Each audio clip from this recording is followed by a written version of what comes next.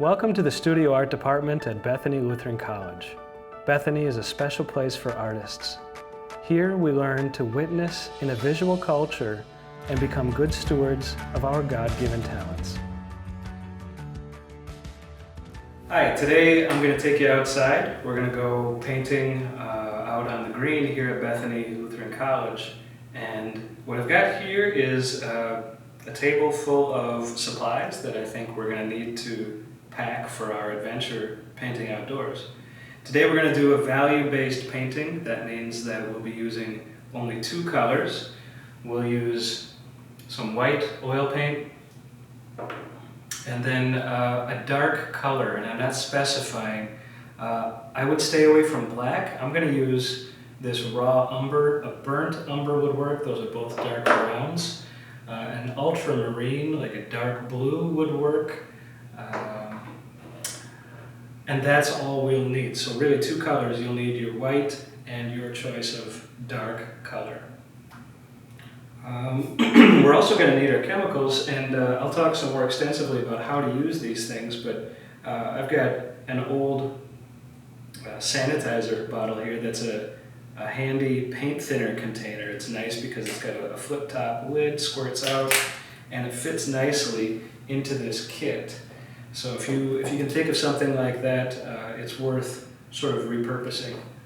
I've also got some linseed oil, and we're going to use a palette cup, something I think you should probably invest in, get your hands on. So we're going to load this palette cup, and that will be our first supply of chemicals. Now the paint thinner is a solvent, which means that it breaks down the paint. And this is what we use for cleaning, and we also use it for maybe scrubbing in that initial coat of paint. The first coat of paint might have a little paint thinner. It's tempting to think about paint thinner as a way to thin your paint. But I recommend using oil to thin your paint. So think about the oil as the medium. This is what we use to extend the paint. It's what we use to make the paint a little bit more liquid, and we should use it sparingly. There's a rule called fat over lean, which I'll cover in more detail in another video. But essentially, that means that you save your oily paint for last. Fat over lean, if you think about layers of your painting over the top. Oily paint, oily, fatty paint should be painted over the top of leaner, non-oily paint. I also have this nice little oil container. Over the years, if you're looking, you kind of find ideal little containers. So this is also a nice sort of backup. I don't want to carry these bulky containers, so I fill my primary palette cups, and then these are sort of my backups. Now this is a small target to hit, so I'm going to use a funnel. And actually I'm going to grab a smaller funnel.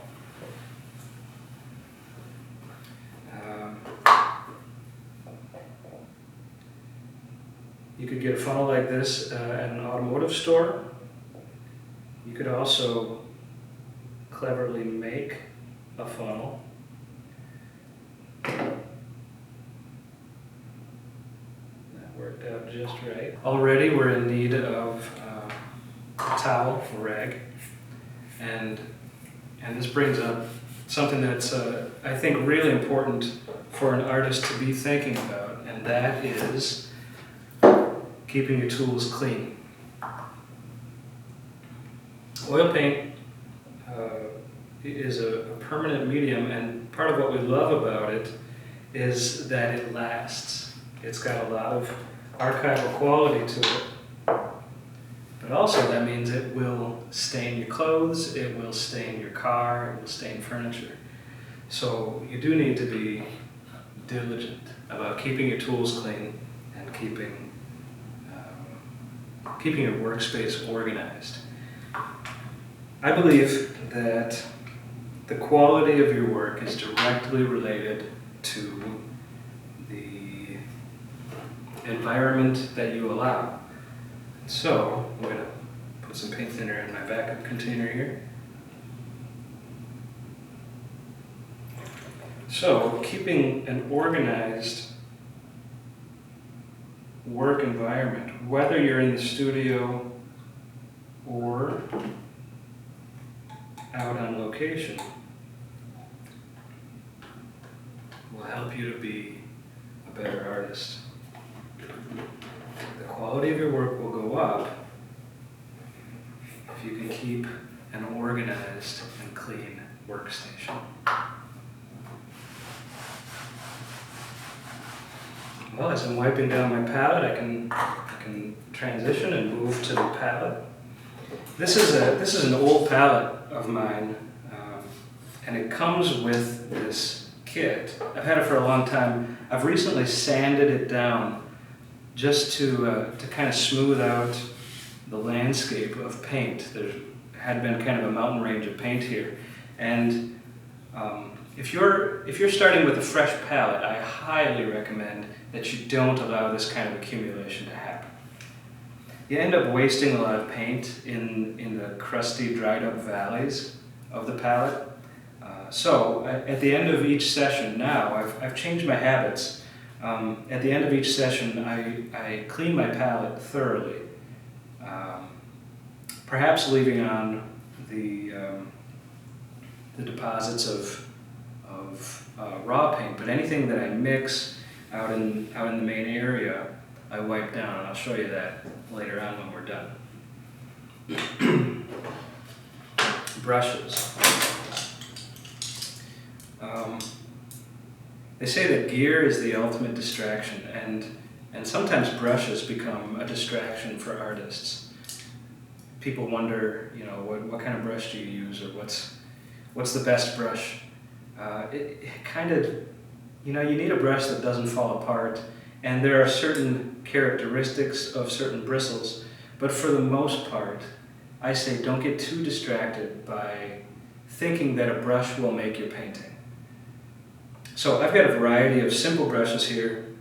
These are wide. I'll separate this one out for now. These are bristle brushes, hog bristle brushes, which gives them kind of a stiff quality.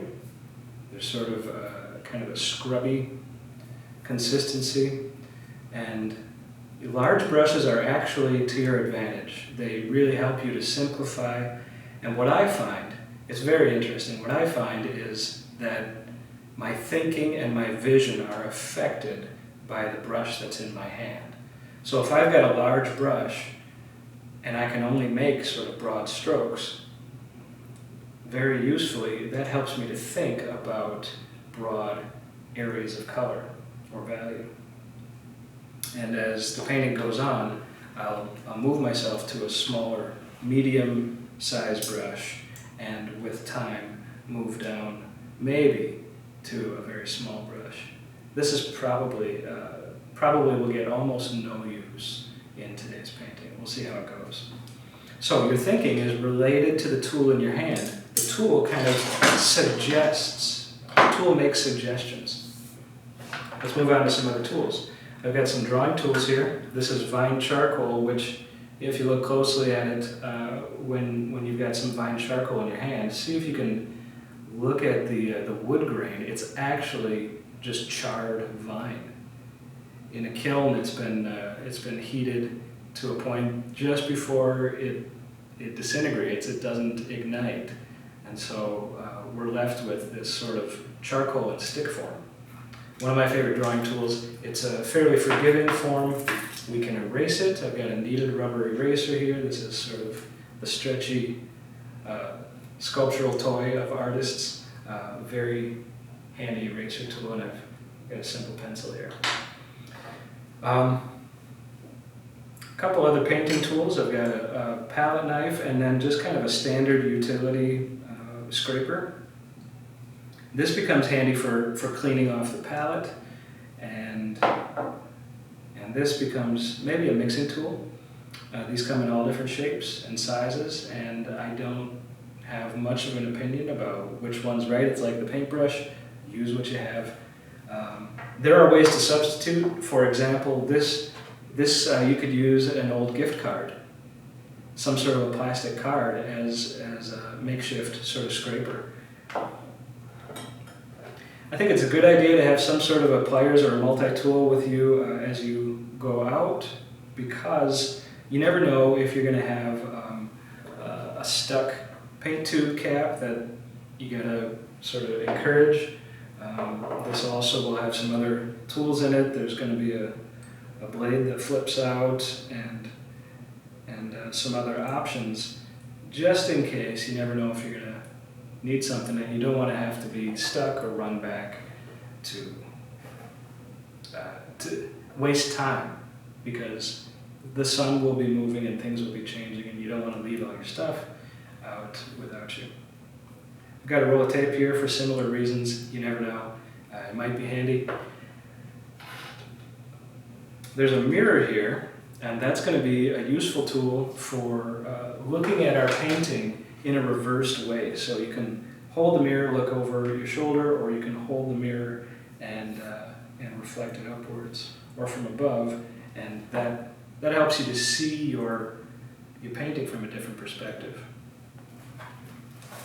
I'm bringing a sketchbook. I showed how to build this sketchbook in a different video. Your sketchbook doesn't have to be ginormous like this. And here's what I'm planning to paint on today. I have several panels prepared. These are simple materials. This is hardboard masonite that's been coated with a coat of, actually I used house paint in this case.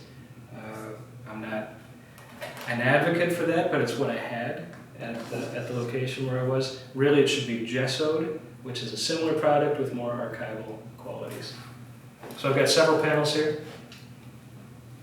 I also have some sunscreen, and I knocked over my bug spray.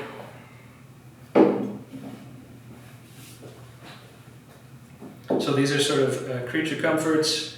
Bring your water. A hat might be a good idea. Dress in layers just in case, or bring them with. Depending on the forecast, it's a good idea to have your phone with you, and then keep an eye on the forecast. Getting rained on, means that you need to pack. You can't just run, you have to pack and move everything.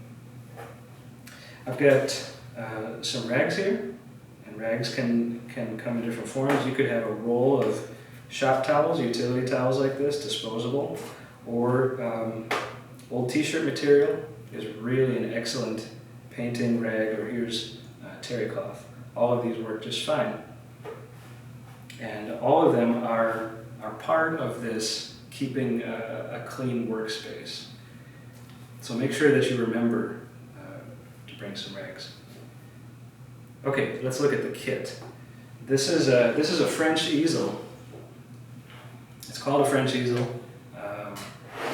And it kind of was developed around the time that Impressionism was taking artists outdoors.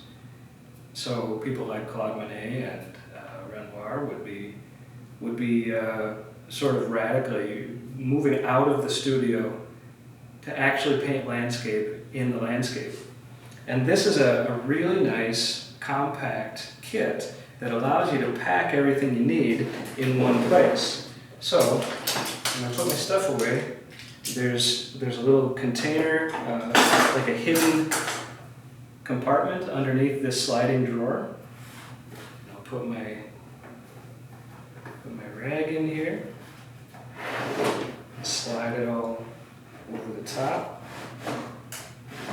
This will be waiting for me later.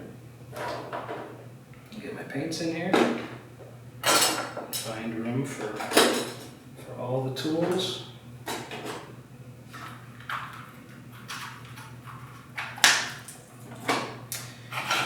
This is going to change direction. So you have to be thinking as you lay things in here. Right now it's horizontal, but then we're going to lift it up and pick it up like a suitcase, and everything will sort of tip up. So it's really important that you make sure your lids are on tightly for anything that's got a liquid in it, and maybe even position it so that when it tips up, the cap is still on the top. I'm now bringing these things with.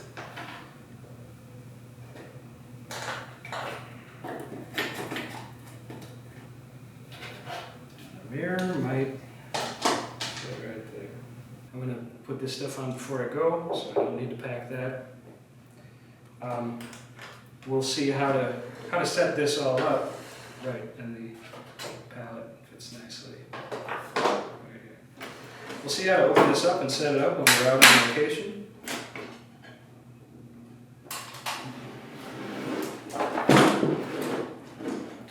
It's really a sweet design.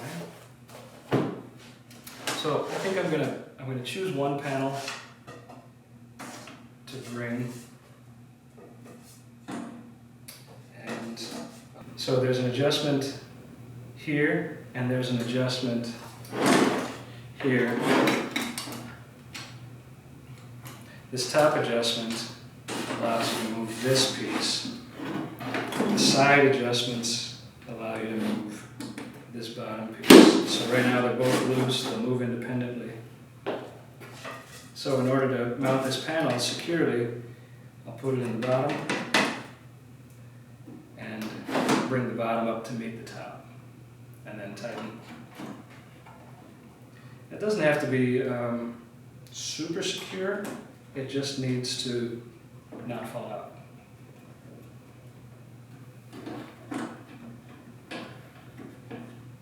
There's also